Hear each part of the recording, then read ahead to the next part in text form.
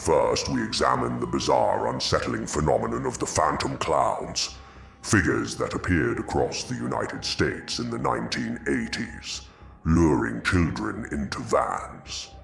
Then we cover a family that was slaughtered on their farm, yet whoever did it may have been living among them the entire time.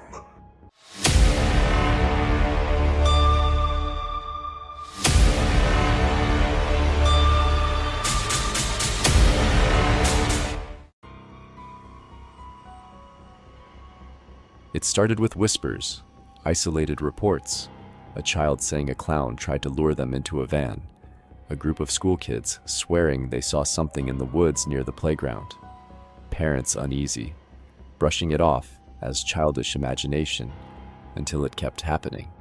In the early 1980s, something unexplainable began sweeping across the United States.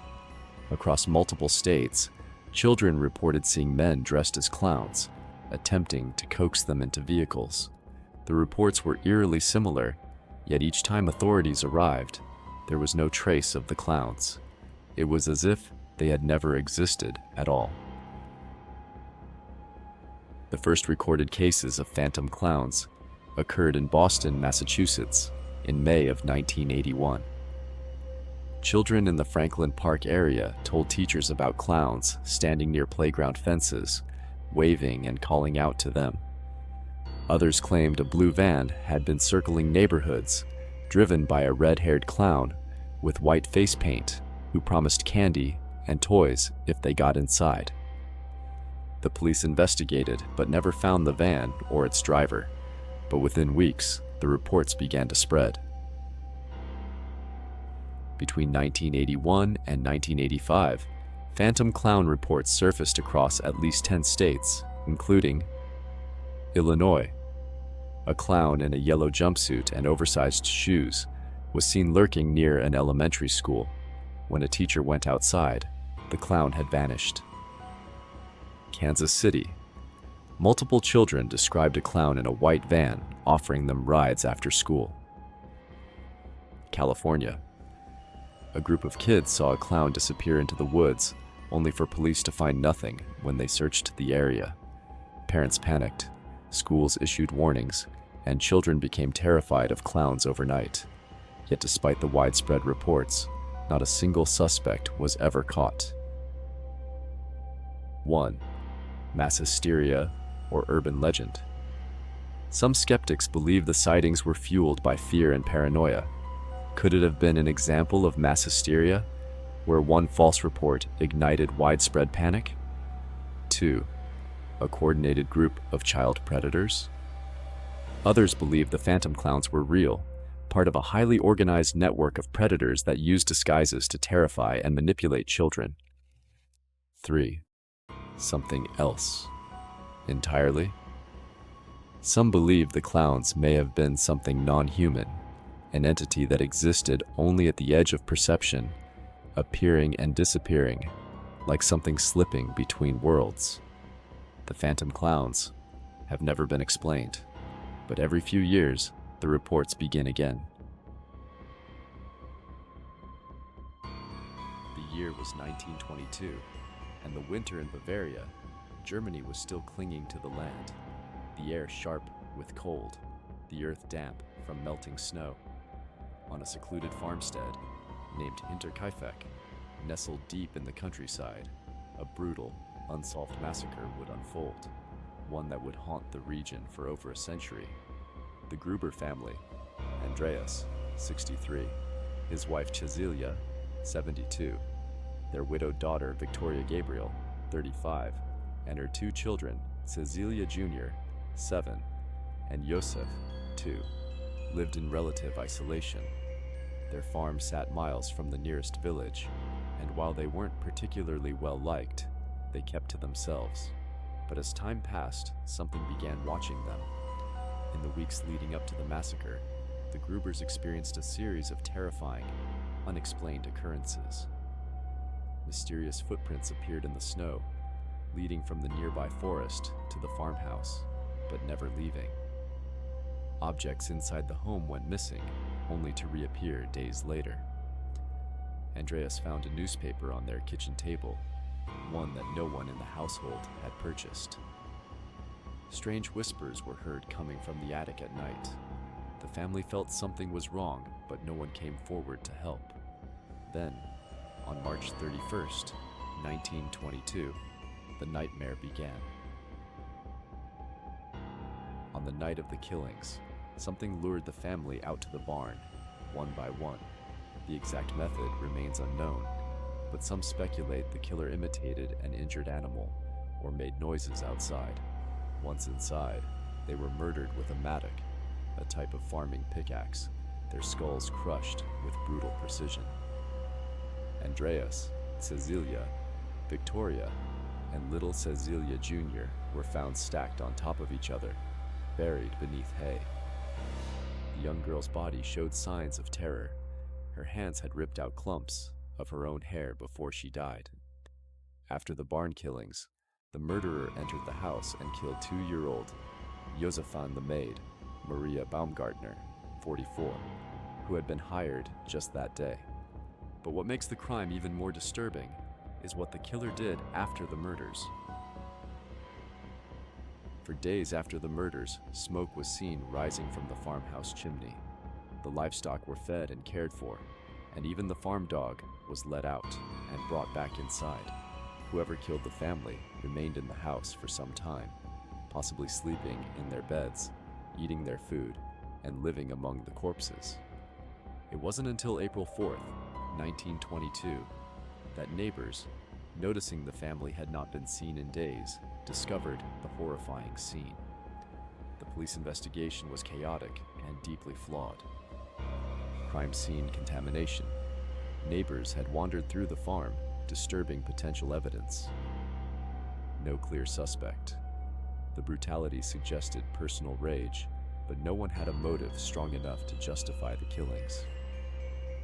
The murder weapon was missing, though later, in 1923, the mattock was found hidden in the farm's attic, suggesting the murderer had access to the house before the crime. A former farmhand or drifter. Some believe a former employee, disgruntled and seeking revenge, could have returned to commit the crime. However, no past worker fit the timeline or had the resources to evade detection for so long. A lover's revenge. Joseph's true father. Victoria Gabriel was rumored to be having an incestuous affair with her own father, Andreas. However, another theory suggests that Joseph's real father was someone else, possibly a local priest or neighbor, who sought to erase all traces of the secret. The killer was already inside the home. One of the most chilling theories is that the killer had been hiding in the attic for weeks, slowly integrating themselves into the household before striking. To this day, the Hinterkaifeck murders remain one of the most chilling unsolved crimes in German history. The night of May 14, 2008, was supposed to be an ordinary evening for Brandon Swanson, a 19-year-old college student in Minnesota. He had just finished celebrating the end of the school year with friends in Canby, a small rural town about 2 hours from Minneapolis. Brandon was an intelligent, responsible young man who had just completed his first year studying wind energy technology at a community college. He wasn't reckless, and he wasn't a risk taker. He was simply heading home. At around midnight, Brandon left the gathering and began driving toward his family's home in Marshall, about a 30-minute drive away. He had done this drive countless times before, but somewhere along the way, Brandon's journey took a turn into the unknown. At 1:54 a.m., Brandon called his parents, Brian and Annette Swanson. His voice was calm, not panicked, not afraid, just frustrated. He explained that his Chevy Lumina had driven into a ditch, but he wasn't hurt. He just needed a ride home. His father told him to stay put while they drove out to find him, but when Brian Swanson reached the area Brandon claimed to be in, his son was nowhere to be found. Brandon insisted he could see the lights of his hometown in the distance. He told his father he would walk toward them, believing he was only a few minutes away. He stayed on the phone for 47 minutes as he walked, describing passing fences, gravel roads, and trees. Then, something changed. At 2:30 a.m., his voice suddenly shifted. "Oh shit." The line went dead. Brandon was never seen or heard from again. His parents immediately tried calling him back, but there was no answer. By morning, they contacted the police, but officers refused to classify Brandon as a missing person right away, citing the fact that young adults often wander off after drinking or a late night out. But his parents knew something was wrong.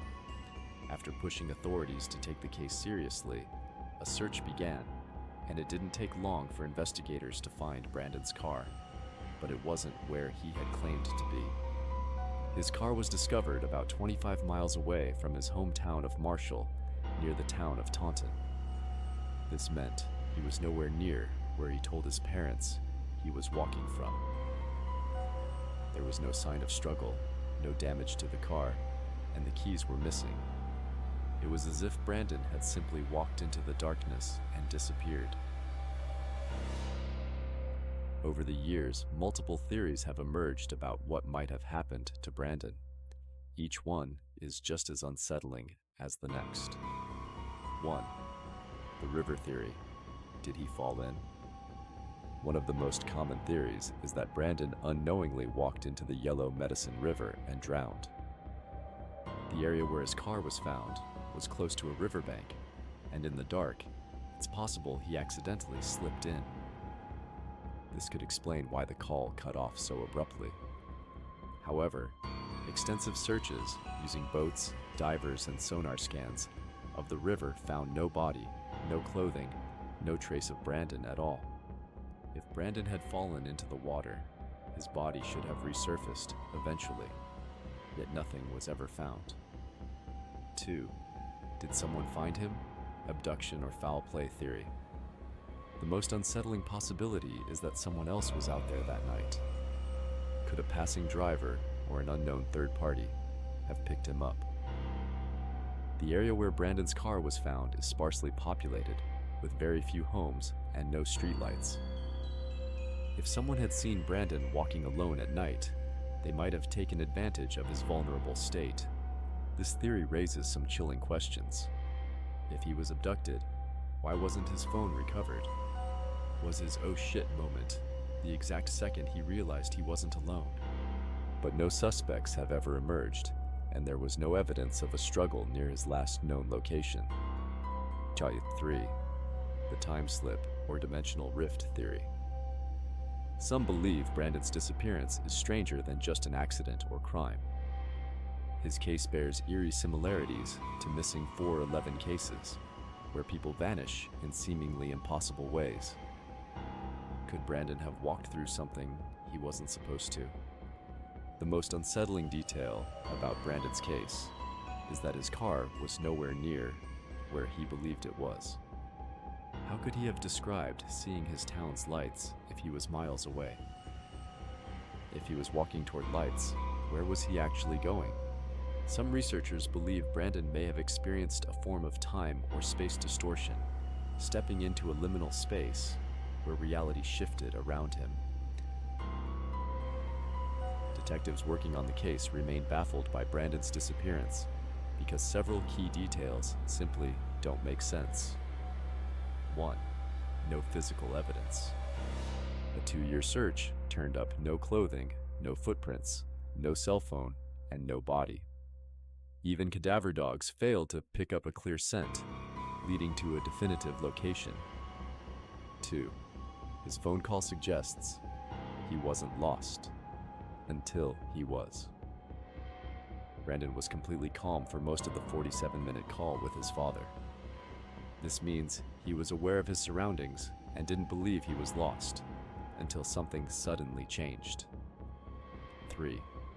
The abrupt, "oh shit" moment.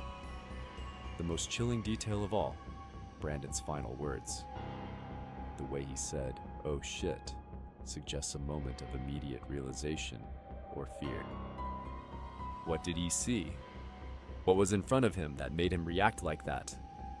It's as if Brandon was aware of something approaching, but only at the last second. 15 years later, Brandon Swanson's disappearance remains one of the most chilling missing persons cases in modern history. His parents continue to search for answers, refusing to believe that someone could simply vanish into thin air. But the truth is, Brandon Swanson walked into the night, and he never walked out. Good evening, mortals. Until next time, we wander deeper into the woods.